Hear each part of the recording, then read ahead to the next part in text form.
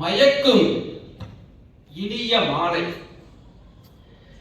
இவ்விடம் இனிய பசுஞ்சோலை, விருது வழங்கும் விழா நடக்கும் இந்த வேளை, நீங்கள் எல்லாம் மலர்ந்த பூ மாலை.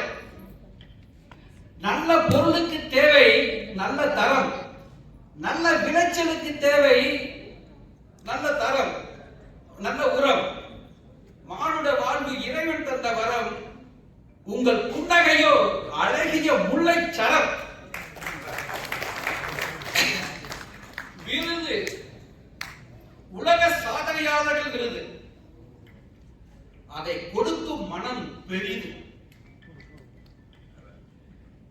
அப்படிப்பட்டவர்களை காண்பது அரிது. அந்த விருது உங்களுக்கு தரும் பெரும் மகிழ்வு. இந்த அரங்கில், அற்புதமான இந்த அரங்கில் உங்கள் முன்னால் நிற்பதற்கு நான் மிகவும் பெரும் மகிழ்வு அடைகின்றேன். நீதிமன்றத்திலே 20 வருடங்கள் பணிபுரிந்திருக்கின்றேன். அங்கு மரியாதை இருக்கும். இங்கும் அதே மரியாதை நான் பணி ஓய்வு பெற்ற பிறகும் தொடர்வது எனக்கு மிகுந்த மகிழ்ச்சி அளிக்கிறது. வரக்கூடியவர்கள் அங்கு அதிகம். அப்படி மனதில் எல்லாம் இருட்டாக இருக்கும். எதிர்மறை வைப்ரேஷன், கதிர், அதிர்வு இருக்கும். ஆனால் இங்கு அதற்கு மாறாக மரியாதை இருக்கிற அதே இடத்தில் மகிழ்வும் இருக்கிறது. ஒரு நேர்மறை அதிர்வு இருக்கிறது. இங்கே பார்த்தால் அப்துல் கலாம் ஐயா இருக்கிறார்கள்.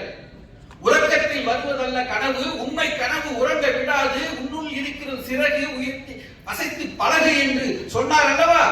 நம்பிக்கை ஊட்டினார் அல்லவா எத்தனையோ மனிதர்களுக்கு.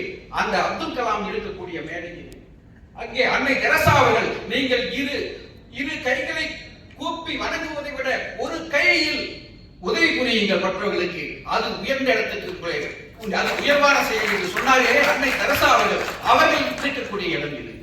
அப்படி அவர்களை போன்று சமூக வாழ்வில் நன்மைகள் புரிந்த ஏராளமானவர்கள் இங்கு விருது பெறுவதற்காக வந்திருக்கக்கூடிய உங்களின் நேர்மறை அதிர்வுகள் எல்லாம் இங்கு இருப்பதனால் அது மகிழ்ச்சியை தருகிறது.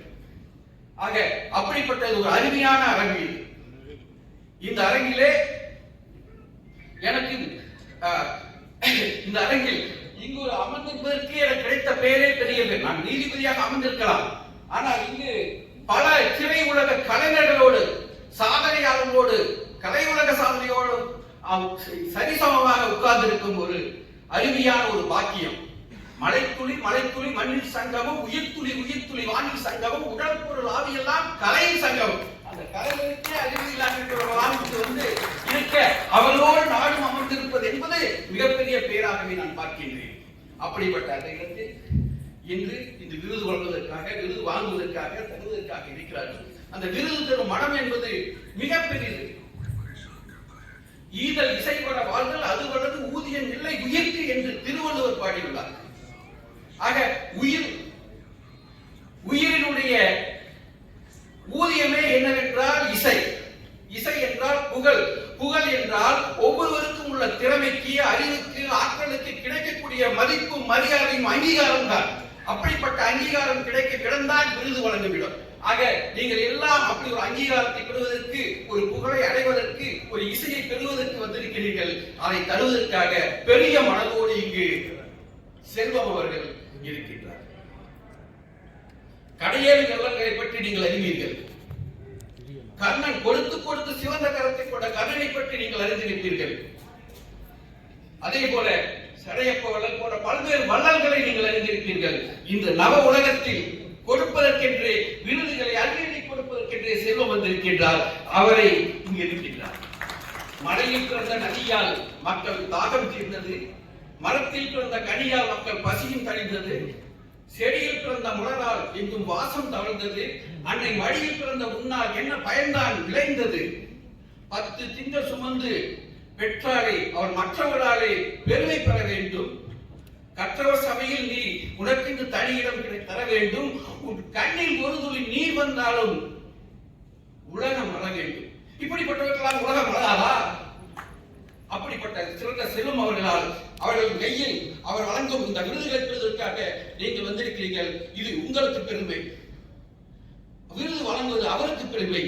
இந்த பெருமிக்க சபையிலே நானும் இருப்பது எனக்கு பெருமை. ஆக பெருமை மிகுந்த இந்த சபையிலே எனக்கு பேச வாய்ப்பளித்த நல்ல உள்ளங்களுக்கெல்லாம் நன்றி கூறி இங்கு வந்திருக்கக்கூடிய விருது பெறுவதற்காக வந்திருக்கக்கூடிய அனைவருக்கும் வாழ்த்துக்களையும் பாராட்டுகளையும் தெரிவித்து அனைவருக்கும் வழங்கி விடைபெறுகிறேன். நன்றி.